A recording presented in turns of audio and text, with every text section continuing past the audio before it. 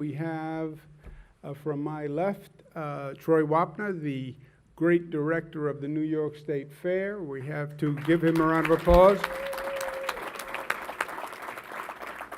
We have Kelly Cummings, who is the Director of State Operations, who gets everything done through pandemics, through storms, through everything. She's doing a great job. Pleasure to be with her. I'm going to move around a little bit because I want to say something about your electeds. We have Marie-Therese Dominguez, who's the DOT Commissioner, Transportation Commissioner. Pleasure to be with her. Let's give her a round of applause. Richard Ball, who's the Commissioner of Ags and Markets and Agriculture and Markets, runs the State Fair, and the Commissioner has brought a hands-on experience and years of experience where he has done a really phenomenal job in his position. Let's give him a round of applause. And to my right, Bill Magnarelli, and to my left, Al Sturpey, who need no introduction from me. You know the quality of elected officials they are. And you're going to hear from Bill and Al after my comments, but I just wanted to make a remark about them. This legislative session, which just concluded, was obviously a difficult one. These are difficult times. They're extraordinary times.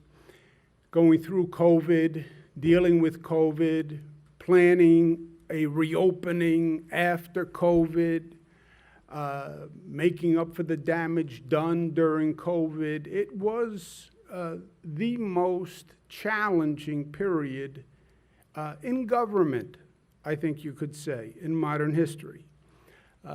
Government didn't have to deal with a pandemic, right? It was something that you saw documentaries on pandemics, but government didn't actually have to manage it. And government at all levels was really under pressure, federal, state, local. And when the pressure is applied, if there's any crack in the foundation or in the stone and you apply pressure, then the foundation crumbles, the stone crumbles. Vice versa, when you apply pressure, you can actually solidify that which is strong. And this legislative session, more was done intelligently than probably any legislative session that I participated in, and that's from the budget right through the end. And it is not easy. It is not easy, especially now in this superheated political environment. You know, state of New York, we have the most conservative people in the country, in the state of New York. And that's their ideology, and they're represented in the legislature. We also have, at the other end of the spectrum, literally socialists who stand up and say, we are socialists. And they're at the other end of the political spectrum. And to get something done, you have to somehow find a way to forge consensus and to bring people together, even if they're diametrically opposed. And that's what Bill and Al had to deal with along with their colleagues. Also, superheated political environment, everybody has an opinion. Everybody has an opinion. Everybody knows what should be done, what should have been done. Everyone has 20/20 hindsight. But then there are facts, right? Opinions are nice. My father, God rest his soul, used to say, that's nice, I like to hear your opinion.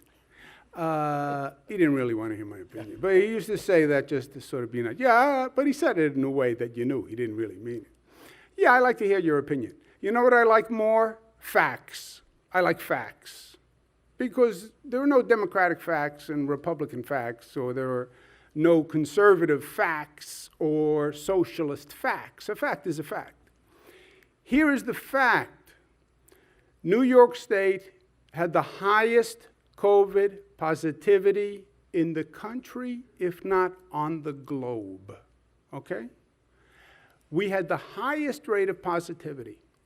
Why? Because COVID may have started in China, but COVID went to Europe first. And then the flights from Europe landed in New York. JFK Airport, New York Airport, and that tri-state region. And COVID was coming to New York before anybody knew it. Everybody was still pointing towards China. Forget China. It left China. It got on a plane and went to Italy and Spain and France, and nobody knew it, and all those flights were coming here for months. And that's why our COVID number exploded early on, because it had been coming for months and nobody knew it.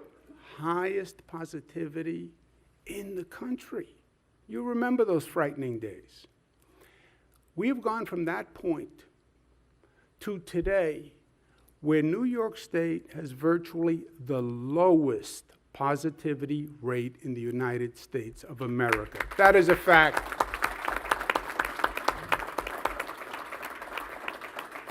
And that is what these gentlemen accomplished.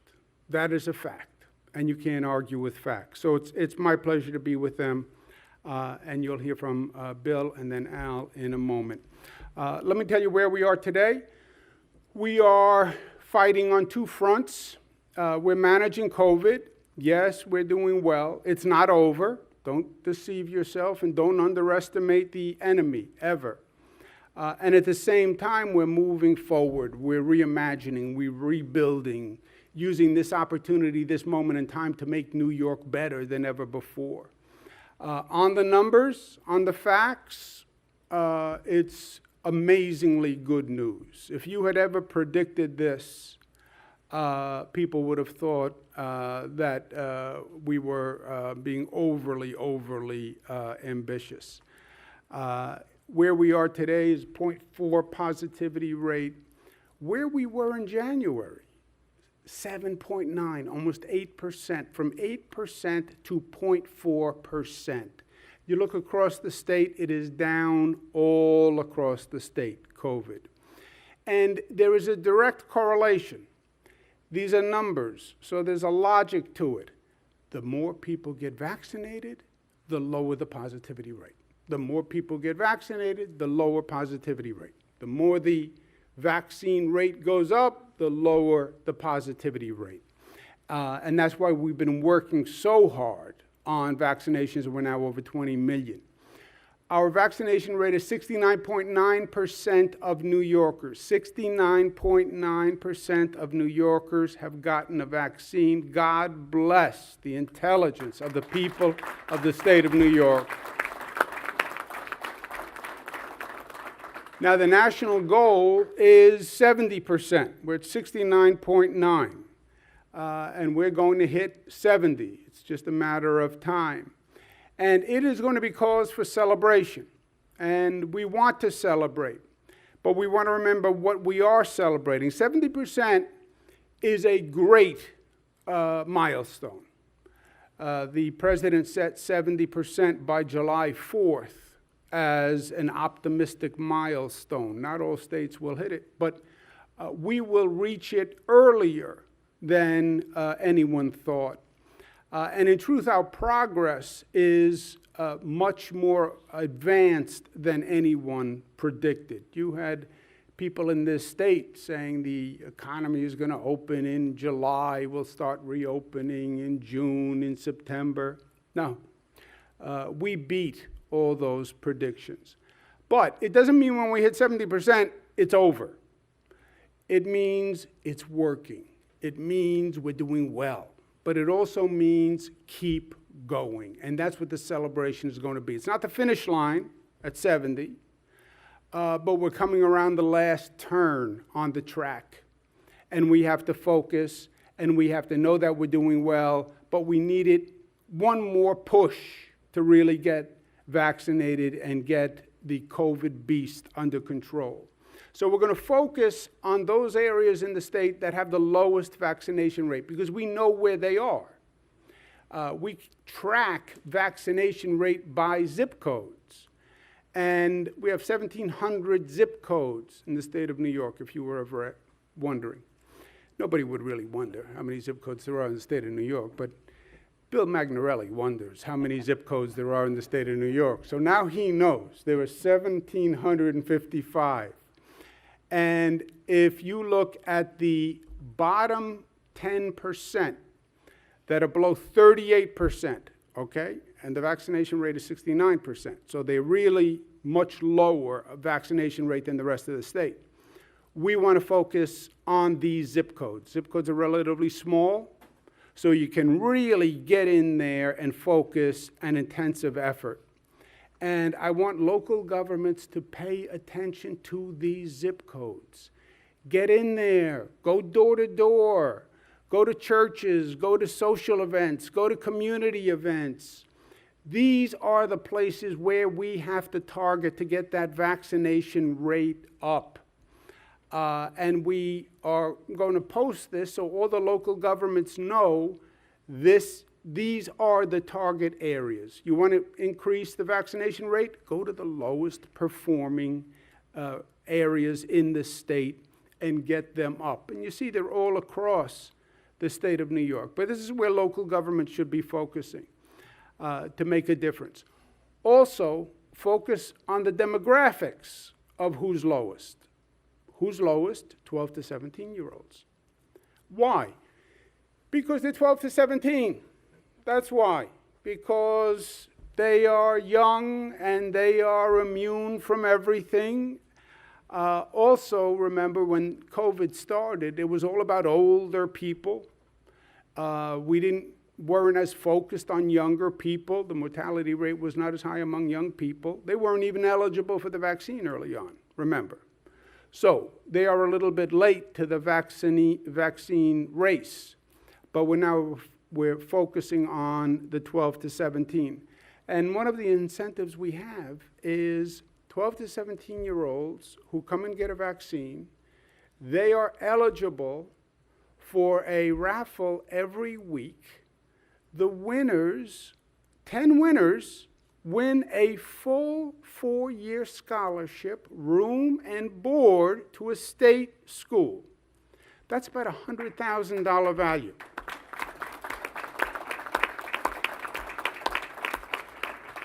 So 12 to 17-year-old, you want to go to college, you're worried about how you're going to pay?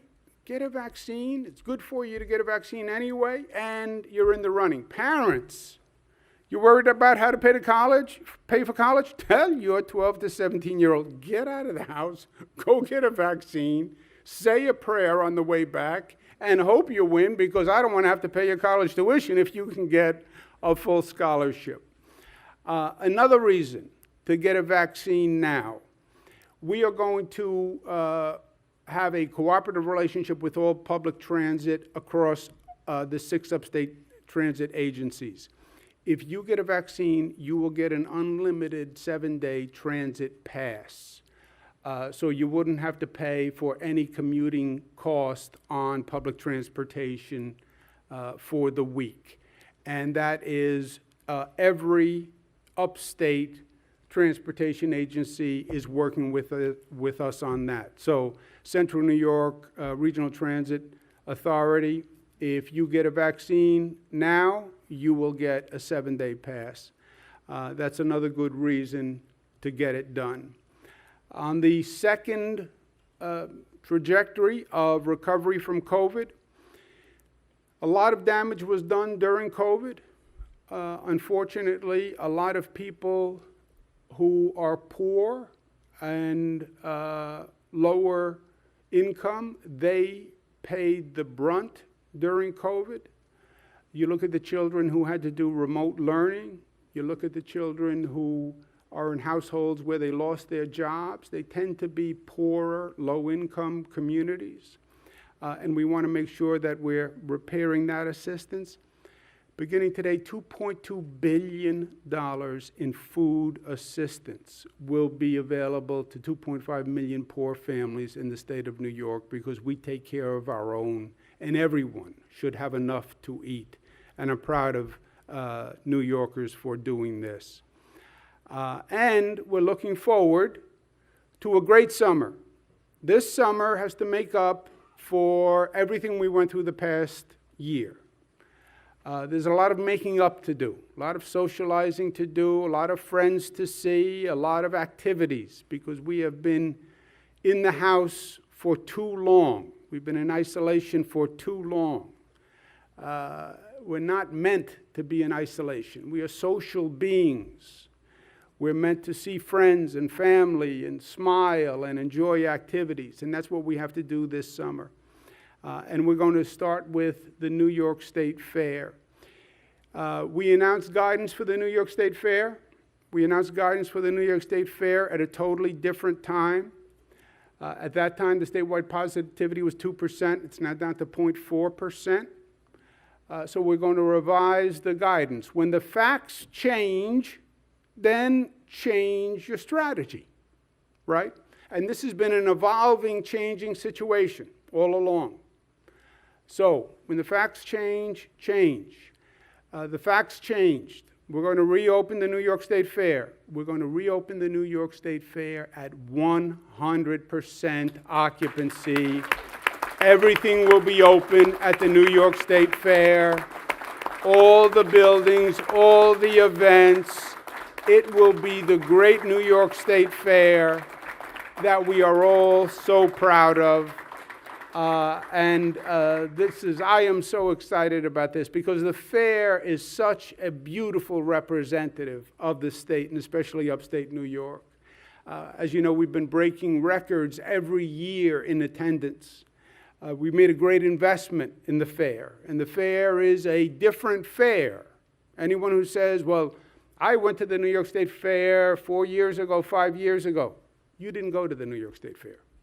You went to the old New York State Fair, which is different than this state fair. It's improved, it's bigger, it's better, it's more convenient, there are more attractions. So we're not only reopening, we're reimagining. It's better than ever before. And we invite not only all New Yorkers, we invite people across the nation to come. The state fair is not just a great event, it's also a great economic engine to bring the economy back.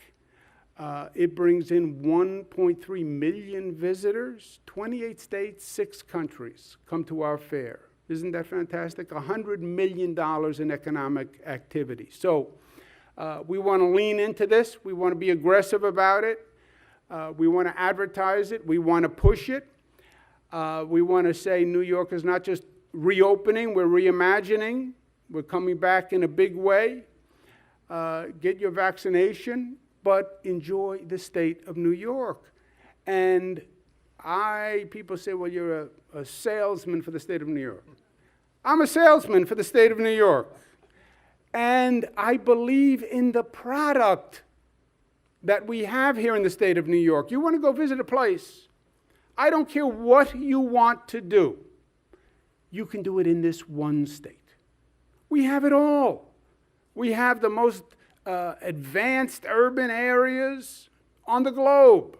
We have the most beautiful rural areas on the globe, all right here in the state of New York. And upstate New York has been a hidden treasure. You know, you say New York internationally or nationally, people think New York City. No. That's part of our story. But we have beautiful upstate New York. That is still not been fully explored and fully discovered. I also think we have an opportunity. Because we have the lowest positivity rate in the nation, we literally go between the lowest, second lowest.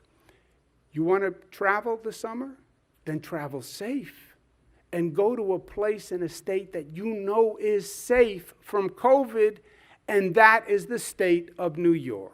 So I think it's a special opportunity for us to market this year.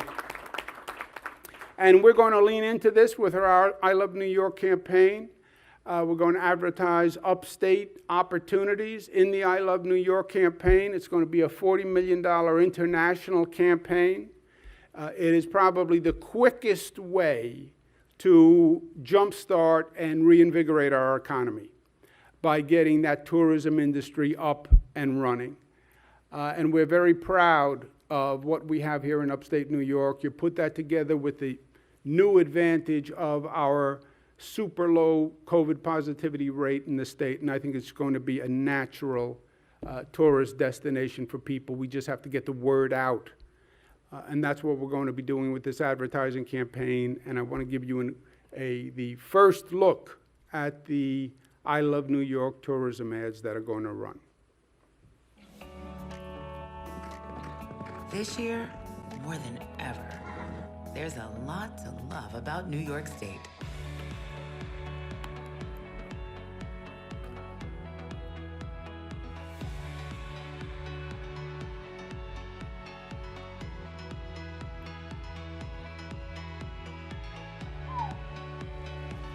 Come be a part of it.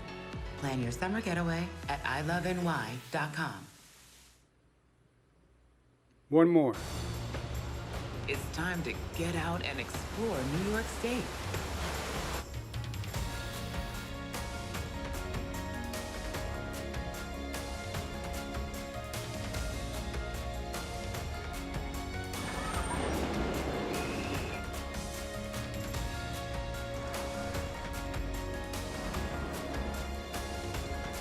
Come be a part of it.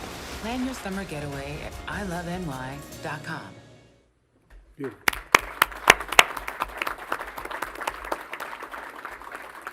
So with that, let me turn it over to my colleagues, Bill Magnarelli and Al Sturpey, and let me thank them again from the bottom of my heart for a job really well done. Public service, you serve the public, and in this past year, the public needed quality service and leadership like they've never needed it, and they got it, and that's a fact. Bill Magnarelli.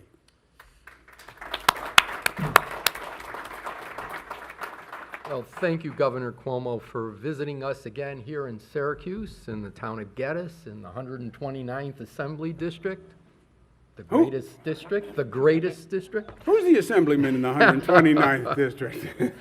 And thank you to everyone for being here today. It's good to see people live and in person and without masks.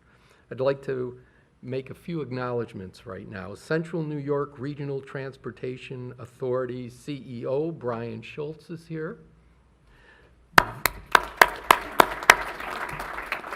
Visit Syracuse President and CEO Danny Liedtke.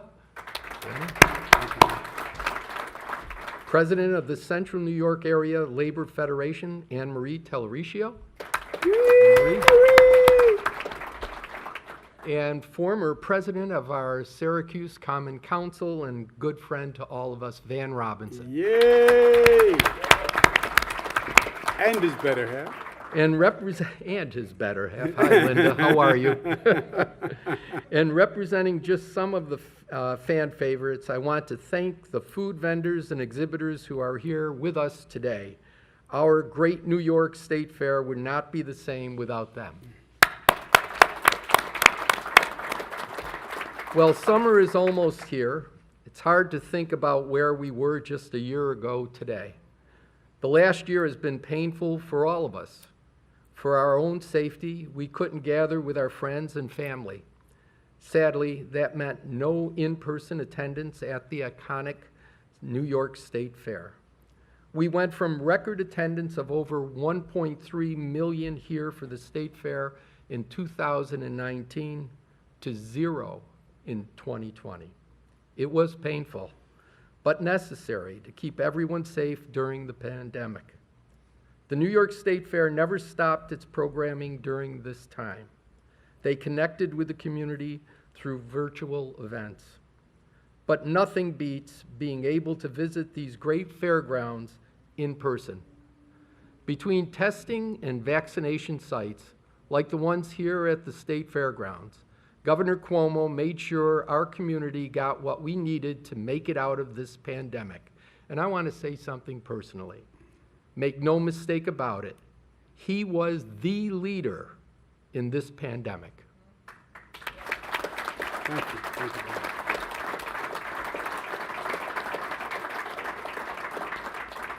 Now the end of this painful period is in sight. We can begin to focus on healing and getting back to our lives. We can look forward to food, farm exhibits, and of course, the annual butter sculpture, all live and in person.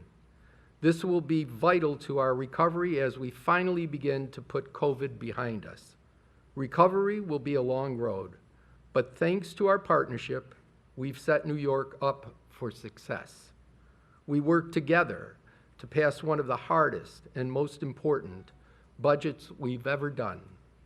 And at the end of this session, when our communities needed it the most, we worked together to deliver real results for New Yorkers across the state.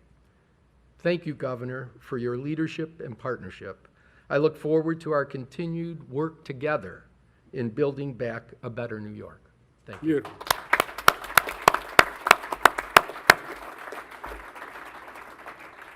And Assemblyman Al Sturpey, who, again, as you know, from his local leadership, is a great representative. But in these difficult times, his voice has been powerful all across the state. And he has stood up and fought the good fight through this difficult political year, and we all owe him a debt of gratitude. Al Sturpey. Thank you, Governor. Ooh, am I on? Hello? There we go. It really is an honor to be here today for this important announcement. I mean, the New York State Fair is so important to this region's identity and economic well-being. We're all anxious to get back to some semblance of normalcy as safely and as soon as possible. Thanks to Governor Cuomo's leadership, we're almost ready to close the final chapter on COVID. Today's announcement means more than getting back to normal. It means healing for this community. It means something to look forward to. And we certainly look forward to the excitement we saw 2 years ago when the New York State Fair saw record attendance.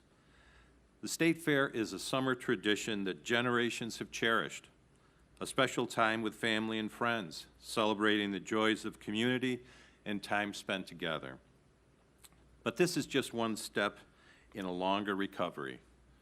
More than ever, New Yorkers are counting on their governments to deliver real results. And thanks to our partnerships, we're getting it done. This budget was the hardest one our state has ever seen, but we worked together and got it done. And at the end of this session, we worked together to set New York up to recover and rebuild. Together, we can ensure strong recovery for communities across the entire state. Once again, thank you, Governor, and I look forward to our continued partnership. Thank you. Thank you, Al. All right, so the message is clear. We know what we have to do this summer. Block out the State Fair. X that out in your calendar. We know what we're doing during the State Fair. And then plan a trip in the state of New York because you want to be safe. So plan a trip in the state of New York. Well, I'm already in New York. No. We have many facets in New York. When was the last time you put the family in the car, you took them to New York City? Or the North Country, the Adirondacks, or the Finger Lakes, or Western New York? See your state. Enjoy your state. Help your state and be safe while you're doing it. Thank you and God bless you. I'll be back for the press.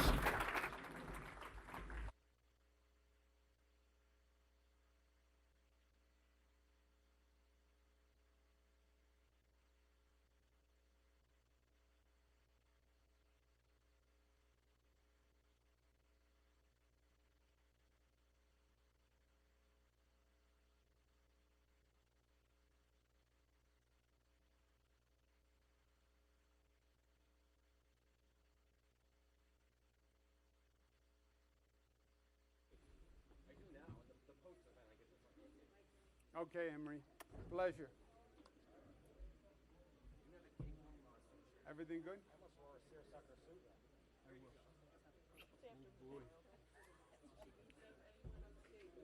Thank you.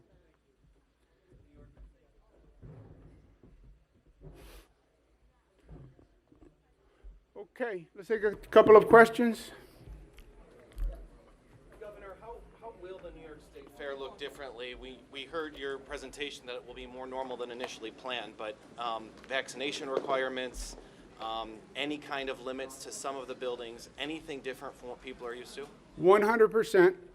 We're going to encourage social distancing, spacing where we can.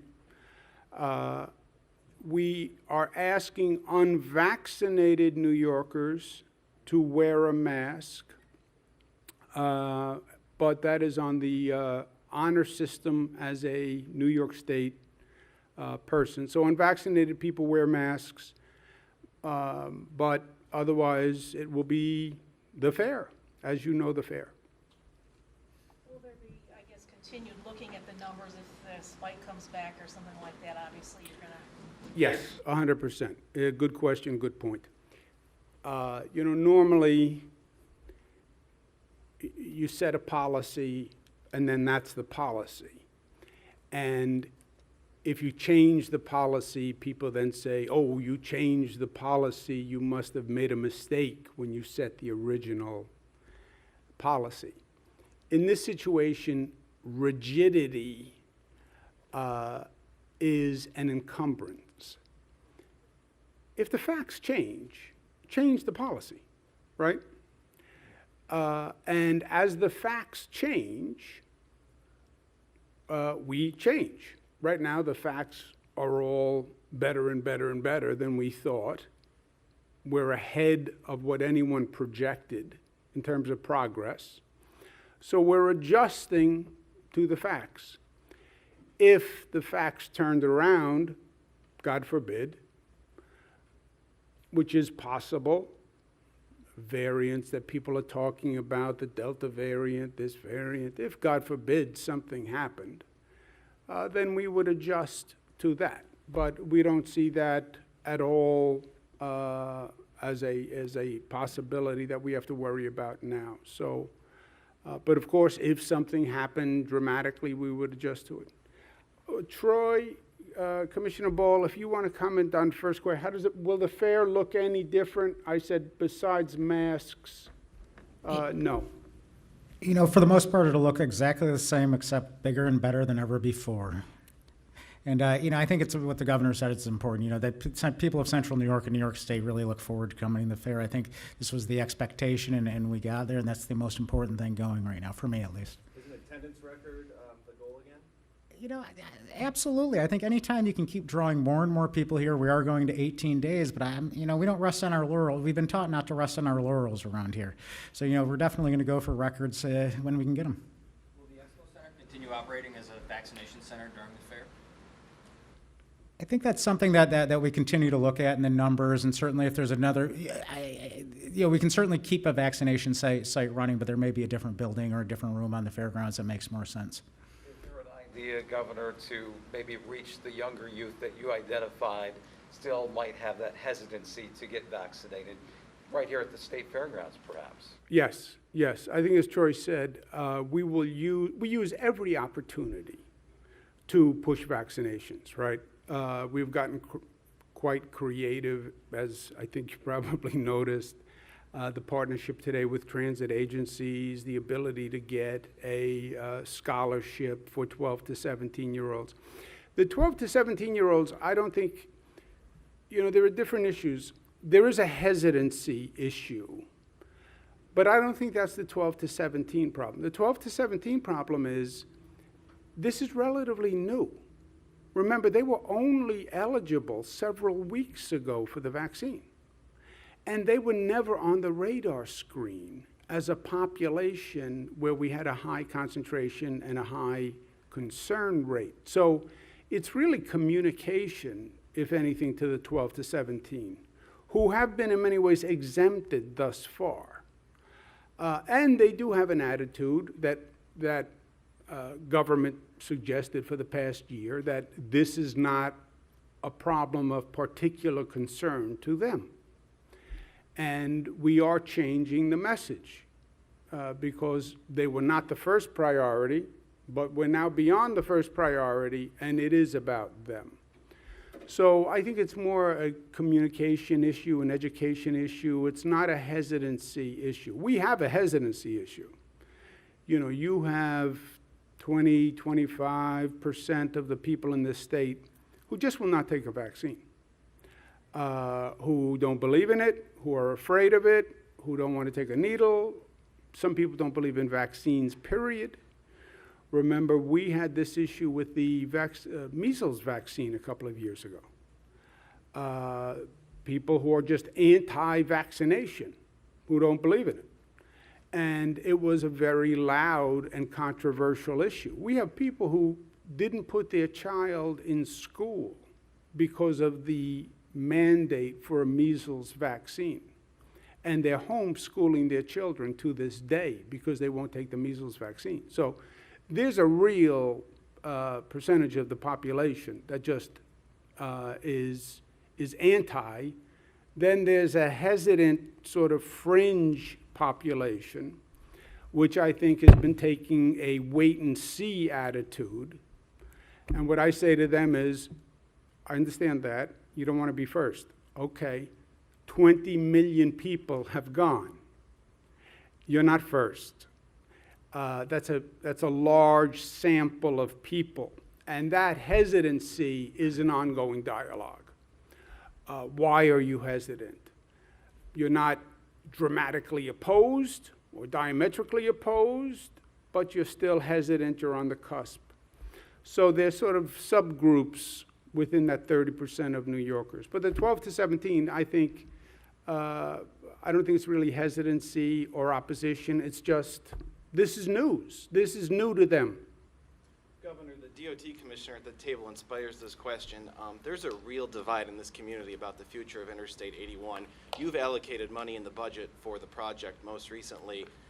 The people who are against the boulevard accept now that a boulevard grid concept will happen, but still have hopes that there's some high-speed access through downtown. Iconic bridge is now the term they're using and hoping for. Would you and the commissioner update us on I-81? We know it's being reviewed by the federal government, but is it indeed that high-speed access will leave downtown Syracuse? Commissioner, do you want to take this? Sure. I think that, as you know, we've driven an incredibly robust process here with regard to the environmental review that we've been undertaking and looking at all of the alternatives, multiple alternatives here for the I-81 project. And we've held hundreds of meetings here in the downtown Syracuse area, but all of the surrounding neighborhoods and communities. And what you're seeing now is all of that input into a, working towards a final environmental review. And we are very much engaged with the Federal Highway Administration at USDOT to look to come back, hopefully sometime this summer, as early as this summer, with additional public engagement to look towards a final EIS here sometime very soon. Recognizing that a lot of good ideas have been put on the table. The community grid is indeed a very robust plan, and as we look to further public engagement, we'll take everything. Excuse me 1 second, can I just comment on that? You're right, obviously. I understand the history of the issue. I understand the division on the issue. I understand the complexity. Think about this also, though. It is virtually impossible to find a circumstance where you can undertake a major project that will make a major difference. That is not controversial. It doesn't happen. Almost by definition, if it is a big project, there's going to be opposition. The question is, what does the political system do in the face of lack of consensus, let's call it? The political system runs by consensus. Politicians want to make everybody happy. I want you happy, I want you happy, I want you happy. Well, you can't find a solution to make everybody happy. Okay, then I'll do nothing. That's what this state, that's what this nation has done for too many years. You know what happens? Nothing. That's what happens. Nothing. You sit here and you'll debate the best option for I-81 and how do we find consensus. You cannot find consensus. I've never done a big project that had consensus. LaGuardia Airport in New York City. Everybody says, an embarrassment to the state of New York. We need a new airport. We're now building a new LaGuardia Airport, first new airport in the country in 25 years. There's opposition to the new airport. Why? Local community doesn't want it. Who wants this? Who wants that? Who doesn't? The planes are dangerous. There's going to be political opposition. New replacement for the Tappan Zee Bridge, debated for 30 years. Buffalo, they talked about building a peace bridge to Canada, new peace bridge. They debated it for 20 years. They couldn't get consensus. They never built the bridge. So the commission has done a great job consulting everyone. But sometimes it's not a question of consulting. You can understand everybody's point of view. You just can't get everybody to the same conclusion because they have a different interest, right? Depending on where you live, you're going to have a different interest. So then the question is, do you do nothing or do you do something? And something is usually better than nothing. But you do your best to find consensus, and that's what they're doing.